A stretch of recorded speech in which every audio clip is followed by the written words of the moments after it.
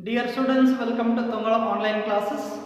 So in the last video we were discussing one of the biomolecules, very important one, that is proteins, and different types of protein structures that we studied in the last video. And so in this video we will have to discuss the biological significances of these proteins. So these proteins are biologically very important. They perform various types of functions. So as we saw some of the functional proteins yesterday only, right? So in one of the topics I covered the functions of these proteins there, right? So let us start with the biological significances of proteins now.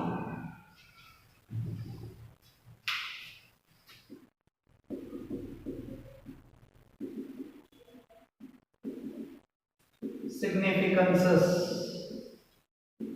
of proteins.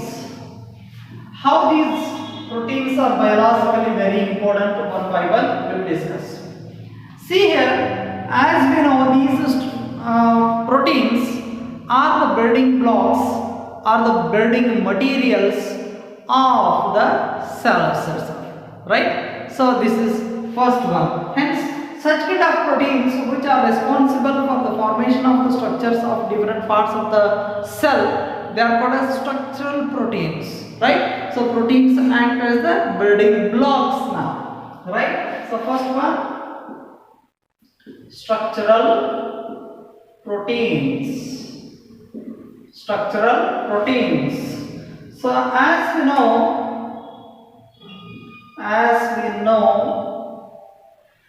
proteins are building blocks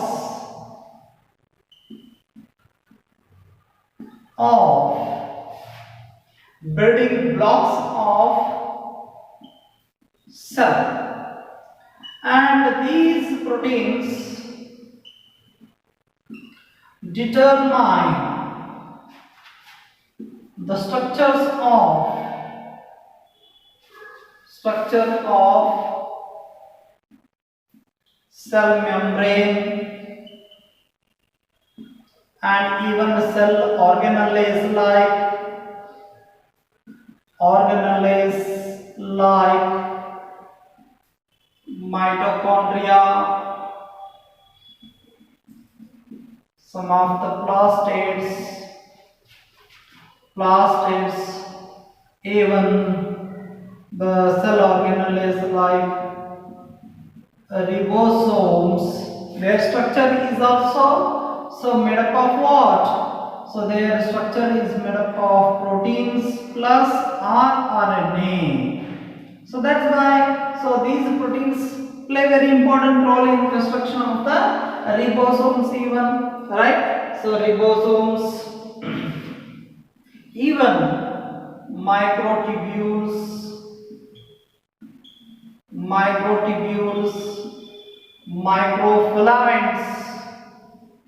microfilaments, cilia, flagella, right? So all these structures. So even some of the protective proteins are also there, right? Protective proteins are also there. So that is collagen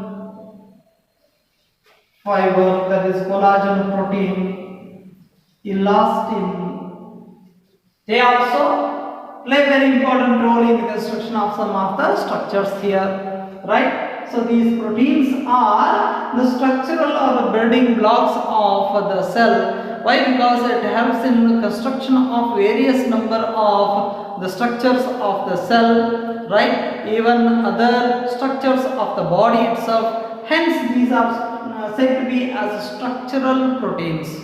Fibroin is one type of protein that forms the white fibrous structure that makes the cocoon of the silkworms, right? So this is also one of the protective protein itself, right? So and even hooves, right? nails, all such kinds of structures are also. Keratin is the structure that is present in all these one, right? So hair it is present. So exoskeletal system it is responsible for, right? Even some of the proteins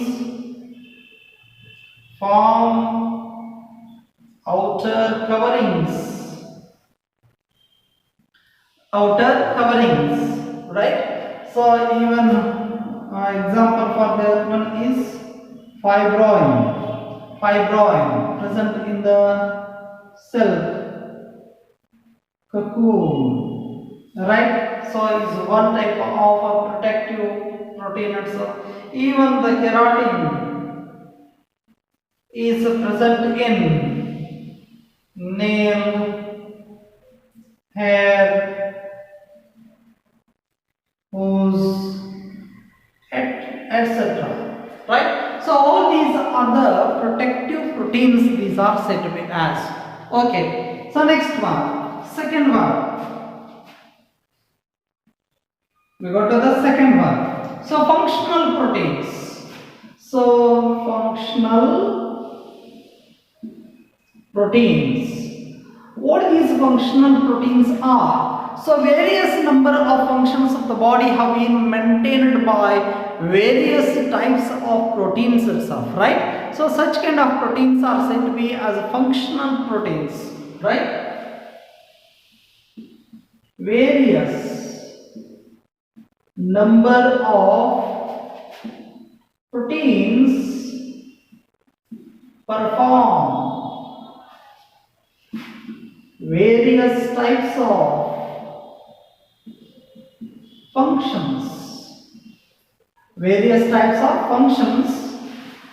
and such kind of proteins are said to be as, are called as functional proteins. They are said to as functional proteins. Yesterday we discussed various number of functions that are done by these proteins.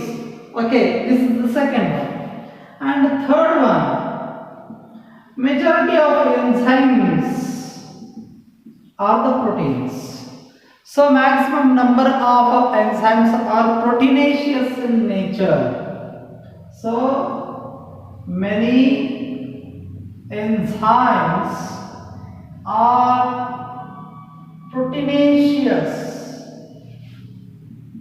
in nature, and these act as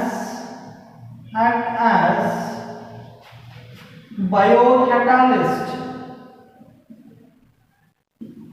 in metabolism. So these enzymes, they act as the catalyst, so biocatalyst in metabolic activities. So many number of enzymes are there. Say for example, Rubisco is one such kind of. Ribulose biphosphate carboxylase oxygenase is one of the enzymes, right? The entire biosphere, highest amount of this protein is present over there. It helps in some of the functions. So Rubisco is one. Amylase is another enzyme. Such kind of many proteinaceous enzymes. So they play very important role in metabolic activities. So this is also one more biological significance of these proteins now. Some of the proteins are acting as hormones itself. They are proteinaceous hormones, right? Fourth one, hormones. So majority of the hormones are proteinaceous in nature. Hormones are proteinaceous in nature, right? So they are proteinaceous in nature, and they are said to be as chemical messengers. They are said as chemical messengers, right? Why these are called as chemical messengers? Why? Because some of the chemicals are carried throughout the body and they carry along with themselves some of the information, and through that information some of the activities have been done in targeted organs itself. That is why these are said to be as chemical messengers. And these hormones are proteinaceous in nature. So some of the hormones, like example for that one, so that is glucagon, will one such kind of proteinaceous hormone. Even insulin, as I said, it is made up of 84 number of total amino acids. So amino acid chain itself forms the insulin, right? Quaternary structure of the protein, in which I had explained this one, glucagon, insulin. So these two help in sugar metabolism.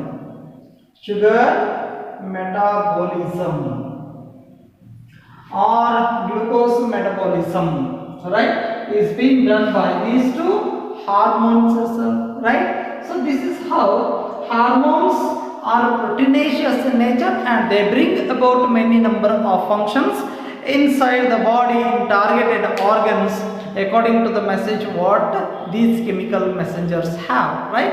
So this is another significance of what? So the proteins itself. And next one is the transport proteins.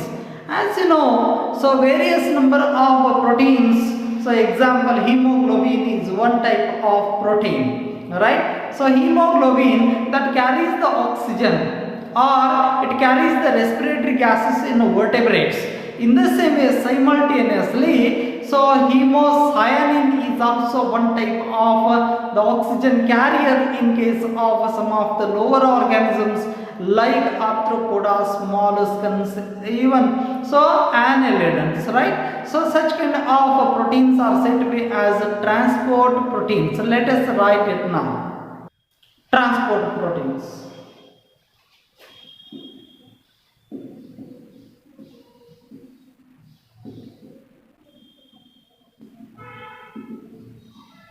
Some of the proteins, like what kind of proteins they are, already I have mentioned here. Hemoglobin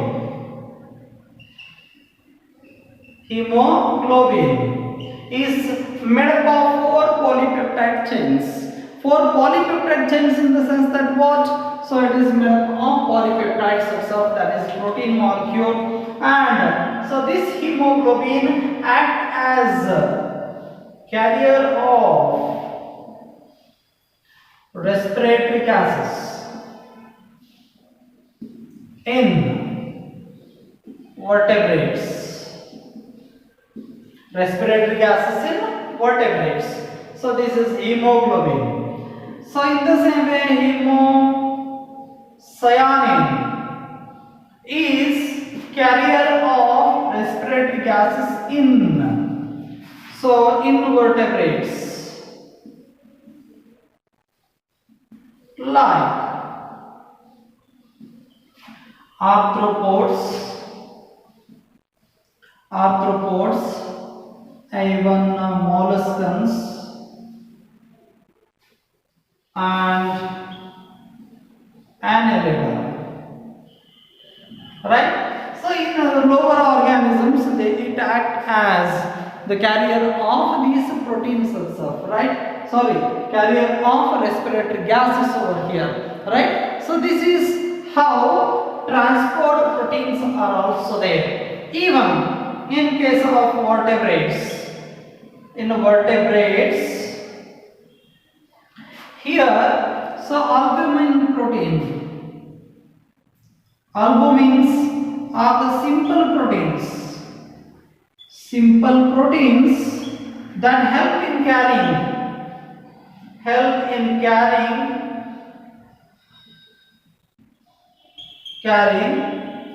so lipids or fats, right?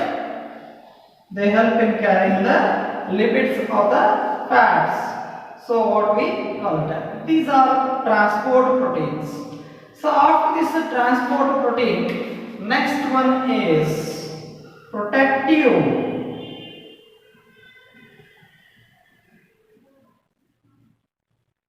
proteins are also there. What they are? Protective proteins are also present over here itself, right? So what are those protective proteins over here? So you can remember here, fibrinogen is one type of protective protein. How it is protective protein, you may ask now. Fibrinogen. So what is this fibrinogen? Fibrinogen is blood clotting factor itself. What it is?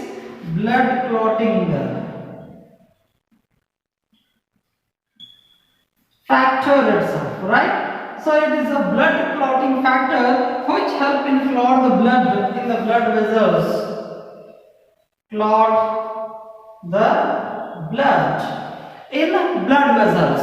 In blood vessels, it clots the blood where the injury is present. Nearby blood vessels where the blood flow is taking place there. So that is stopped by these proteins, that is fibrinogen is one type of clotting factor present in the blood itself, right? So since the blood is stopped, so oozing out of the body, so blood loss may occur. So due to this protein only, so the blood loss has been stopped over here, right? This is how protective proteins like fibrinogen acting as one of the protective protein itself, right? And the next protective protein itself is very important one, as you know, antibody molecules.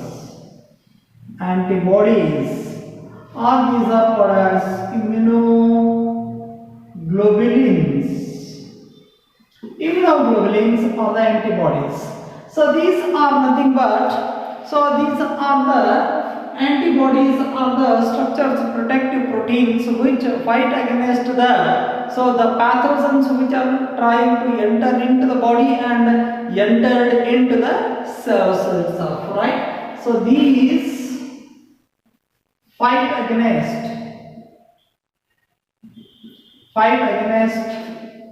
the pathogens and help in protection of body. These are protective proteins, what we call them as. And the next one is contractile proteins. Next one is contractile proteins. So what are those contractile proteins? So myosin as well as actin. Myosin and actin are the proteins present in the muscle fibers, right? So these are responsible for movements itself, right? Movements. So such kind of contractile proteins are also there in our body, right? And the next one is storage proteins, as you know. Some of the proteins like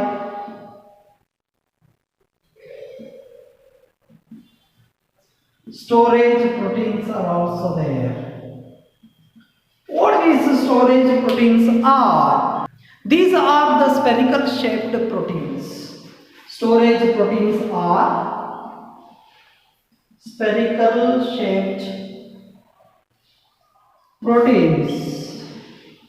Already I have mentioned these storage proteins in the previous classes. So once again we'll discuss the same thing. So what kind of proteins? Here albumins. Albumins are there. Globulins are there. Albumins like serum albumin, you know, and even erg albumin, you know, egg albumin, serum albumin, and serum globulins, right? As well as casein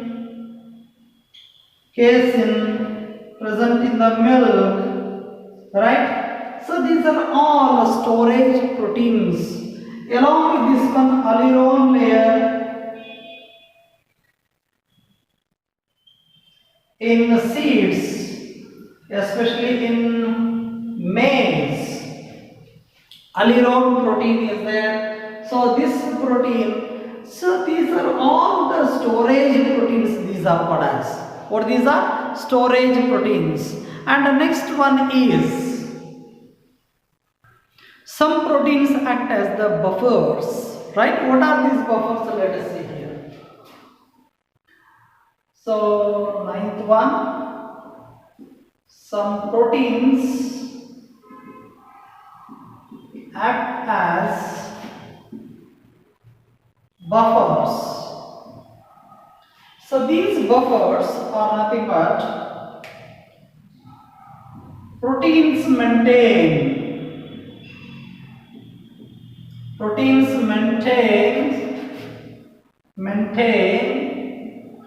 pH of body fluids,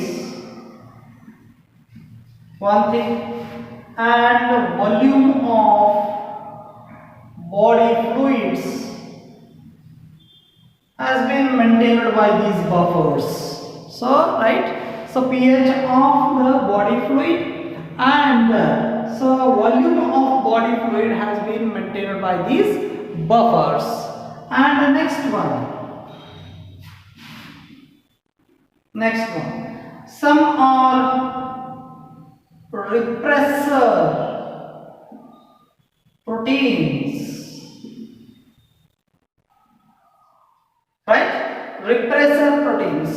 So these are the specialized proteins which help in regulation of the gene.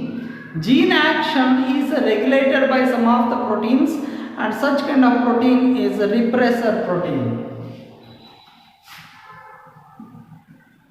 Some proteins act as repressor protein as it helps in regulation of gene action. This is also one more significance of proteins. So some of them are acting as receptor proteins.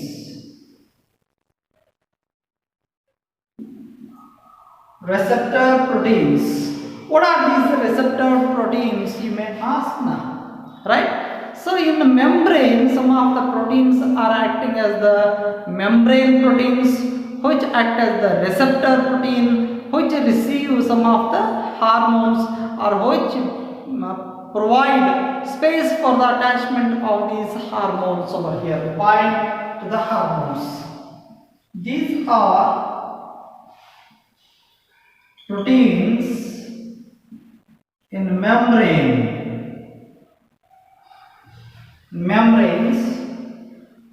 which help in binding of hormones to them, right? So receptor proteins, they are said as. And the next one is, so some of them are acting as toxins.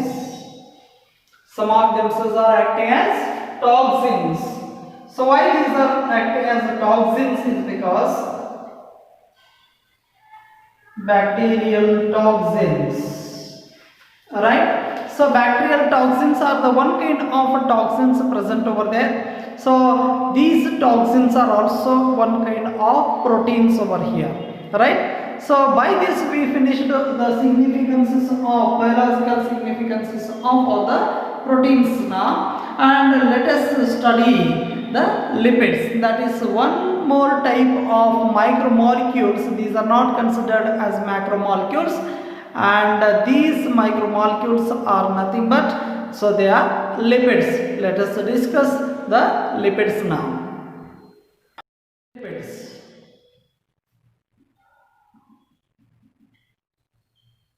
The name itself suggests, what are these lipids? Lipos means fats.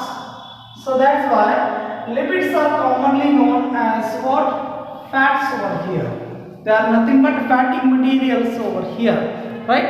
Blue is the name of the scientist. Is the name of the scientist, the one who coined the term lipids. The one who coined the term lipids. Then, so what these lipids are, the question arises. So these are biomicromolecules. What these are? These are biomicromolecules. So these are non-polar in nature, as we know, non-polar fatty acids, you know, right? So and these do not undergo polymerization to form polymers or large macromolecules, right? Large macromolecules are not at all formed by polymerization. So whenever the monomers join together so as to form a long chain of polymers, so here in this case of lipids, so they do not make any long chain of the monomers over here. So hence these are commonly known as what? Biomicromolecules. So these do not form any large macromolecules over here, but these lipids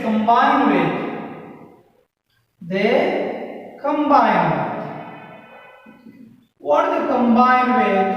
So these lipids usually combine with the proteins as well as so carbohydrates. Combine with carbohydrates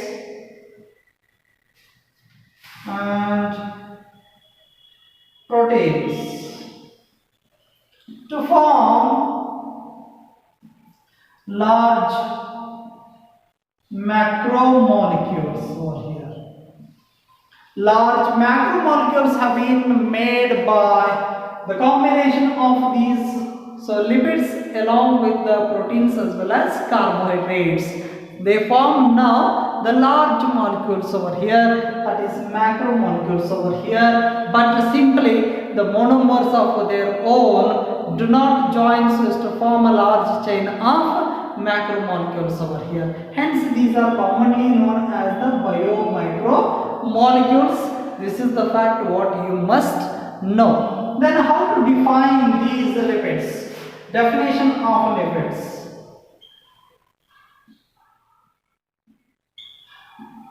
So these are nothing but, these are the organic compounds which are insoluble in water, but they are soluble in case of organic solvents like ether, so ethyl alcohol, right? Such kind of some of the organic organic solvents, they are dissolving themselves, right? Such kind of organic molecules, these are compounds, these are organic compounds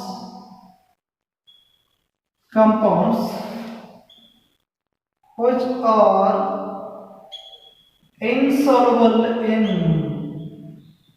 water but soluble in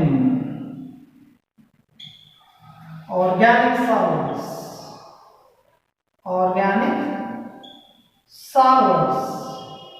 Like what kind of organic solvents these are dissolving in? ether is there, as well as alcohol is there. So ether, alcohol, etc. Right? So there they are dissolving themselves. Ethyl alcohol or alcohol simply we can say. In such kind of organic solvents, these are dissolving here.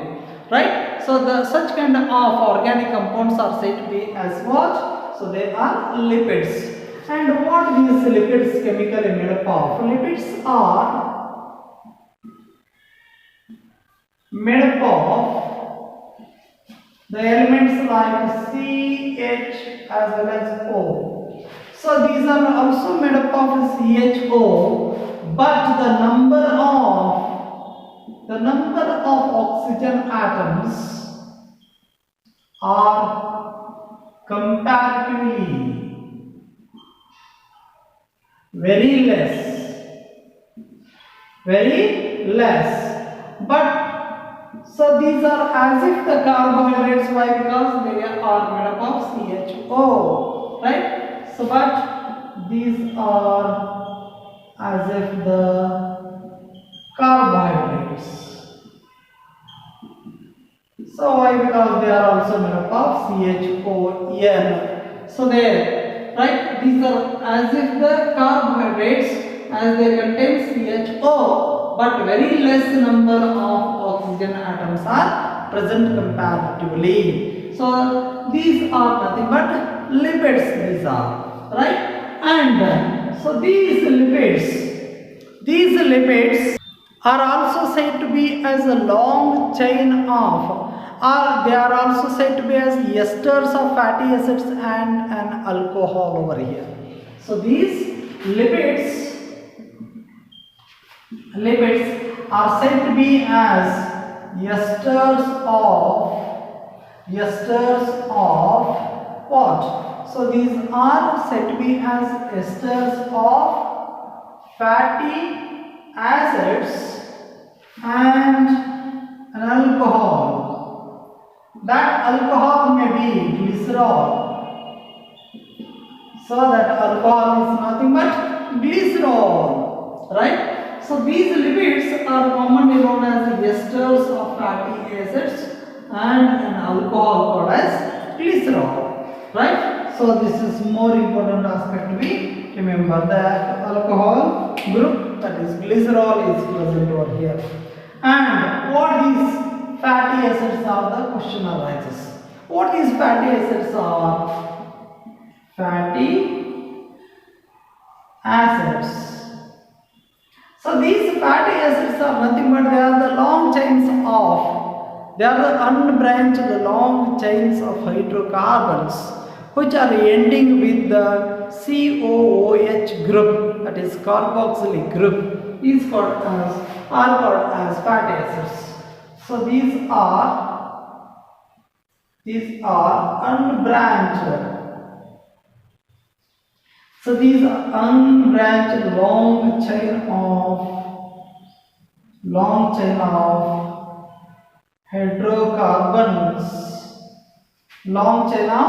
hydrocarbons. So long chain of hydrocarbons these are made up of. So ending with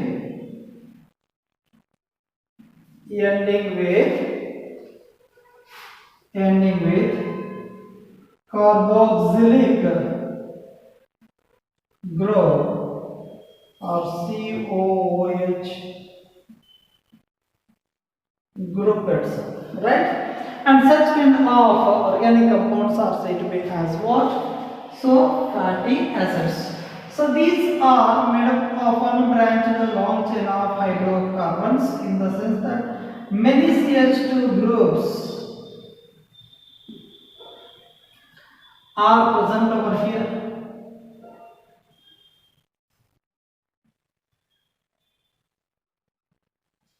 So many CH2 groups are present over here in this one.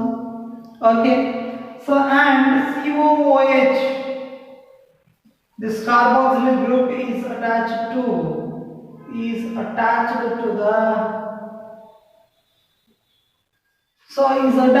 what? So this attached to the hydrocarbons at the end, right? So carboxylic group is present at the end of these hydrocarbons, C as well as EH. CH2 groups, many long chain of CH2 groups that you come across over here. And the next one is example for this one is palmitic acid.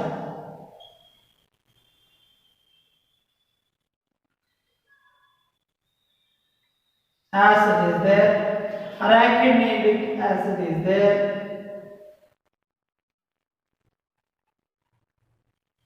So these are the best example for these what? So fatty acids, long chain of carbohydrates. So hydrocarbons which end with carboxylic group there. This carboxylic group, as we are seeing over here at the end of this, so hydrocarbons, this carboxylic group is attached to R group itself. One of the functional group, that is R group, and this R group may be ethyl group, maybe methyl group, right? Such kind of many groups, that functional groups that we come across over here. R may be ethyl group or it may be methyl group sometimes. So to this R group, so COOH is attached over here, right? So this is all about the that is fatty acids, right? Fatty acids, introduction of this fatty acid, arachidonic acid as well as palmitic acid, how their structures are and how many number of carbon atoms do they contain is also very important over here. So let us see the diagram of themselves respectively now. Let us see the structure of the palmitic acid.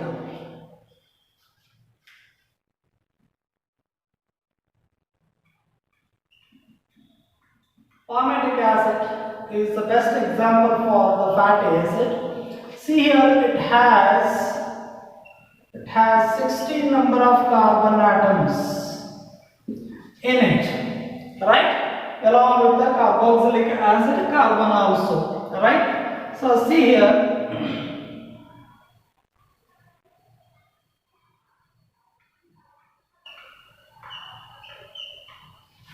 like this.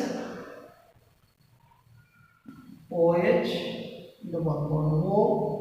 This is first carbon atom, second carbon atom, third one, fourth one, fifth one, sixth one. This is 7, 8, 9, 10, 11, 12, 13, 14, 15, 16. This is how the structure of this palmitic acid is there. So totally 16 number of carbon atoms it has, and it is a saturated one. It is saturated fatty acid. And the next one is arachidonic acid is also there. So it has 20 number of carbon atoms in it, and it is unsaturated one.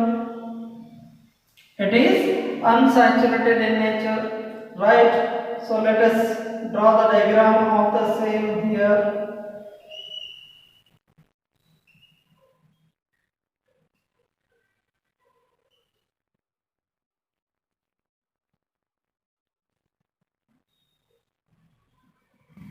See here,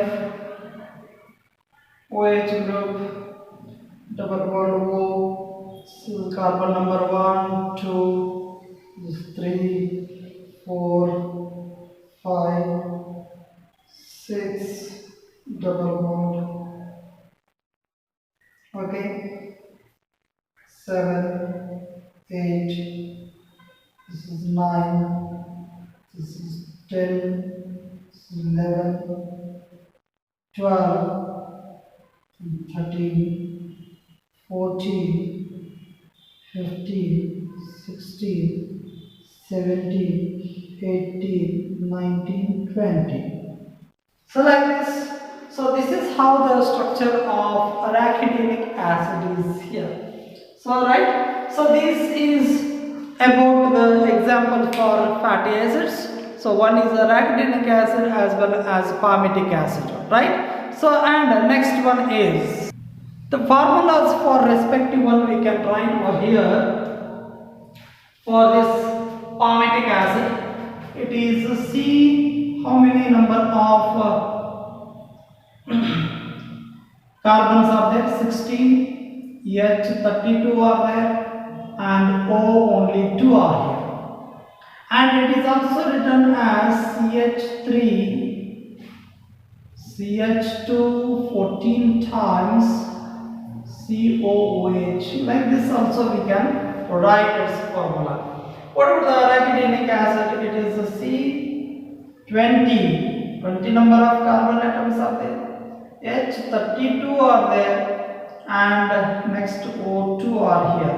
So like this arachidonic acid formula is also written over here. And in this case, what happens over here is, so there are polar as well as non-polar. The word you might have heard of this one. See here, carbon and hydrogen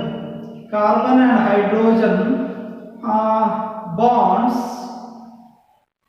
are non-polar one in these, so fatty acids. Hence these are insoluble in water. These are insoluble in water. Why? Because so these bonds are not polar in nature, right? Whatever the COOH group is here, COOH group is here, it gives acidic nature to these fatty acids. It gives acidic nature to these fatty acids over here. To these fatty acids. So this carboxylic group gives acidic nature to these fatty acids, right? So this is one more thing. And these fatty acids also contain the C double bond O group as well as OH group over here.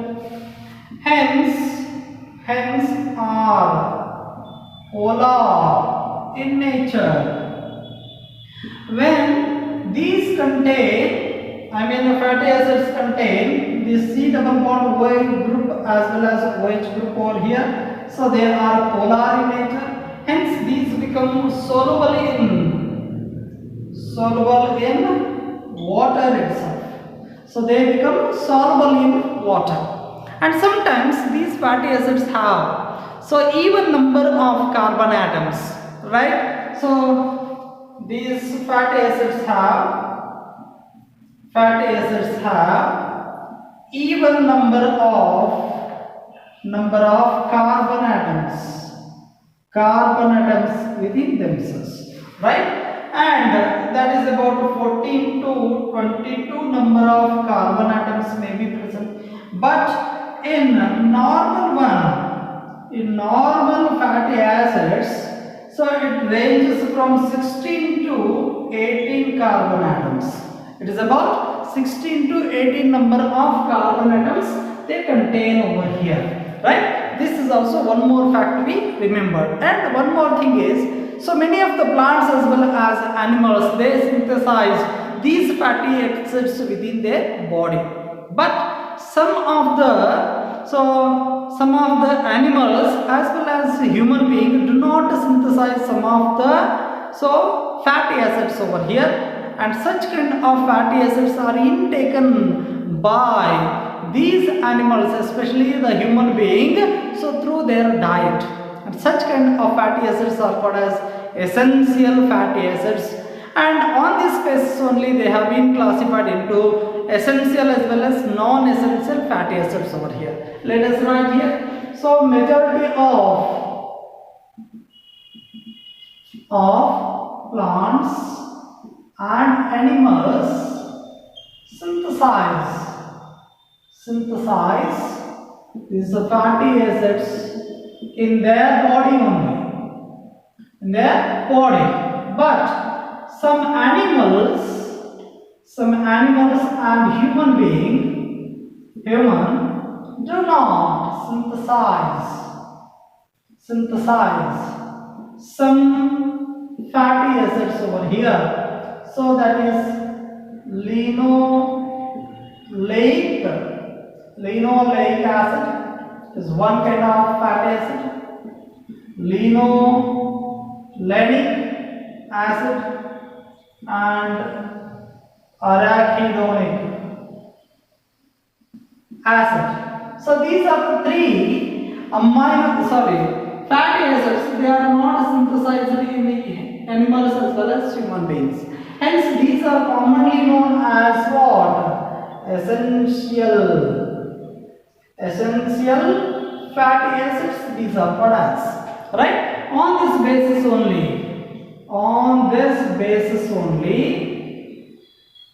fatty acids are classified into essential fatty acids and non-essential fatty acids have been classified into, right? So this is how the fatty acids are very useful to the human being or the animals as well as plants. It shows, right? Essential fatty acids are got through the diet, as you know. So these are got by the diet itself, right, or the food itself, especially these essential fatty acids are present in oils, that is edible oils. They are present in edible oils like groundnut oil, right, groundnut oil, sunflower oil. So like this in oils, so they are usually present, right? This is one more important thing to be remembered. If these essential fatty acids are so not available to the body, then so there the scarcity of these fatty acids that occurs over here. So because of this reason, so there are some drawbacks, disorders that arise in the body. One is phrenoderma, is one type of deficiency disease. Phrenoderma is one, and hyperkeratosis is another one, right? Let's write it. So this deficiency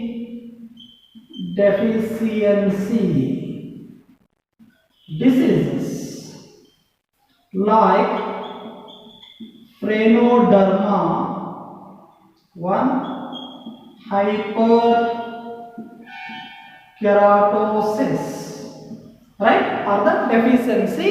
So diseases these are, right? By this, so we finished these fatty acids, and let us see the difference between these fatty acids in the next video. Thank you.